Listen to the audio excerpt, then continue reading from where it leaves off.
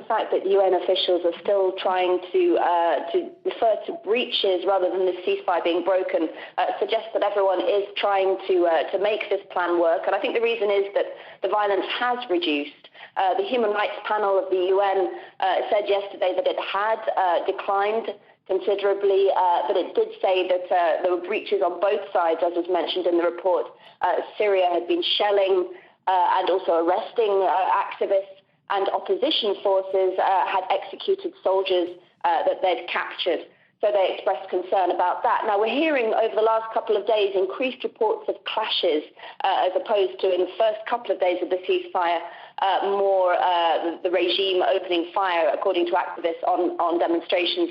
So yesterday we heard that the Free Syrian Army, that the defectors were fighting back in Homs, and also in Idlib, where the Free Syrian Army apparently managed to take control of parts of the city. We're also hearing of the violence continuing this morning.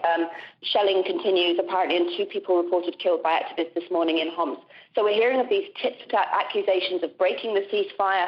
Activists in Homs saying that ceasefire was never really enacted, saying they're losing hope. When I've been speaking to them in the last few days, while Sana, the official news agency, said that there's been an escalation in what it calls terrorist criminal acts since the ceasefire came in. But by and large, the United Nations still seems to be trying very hard to make it work.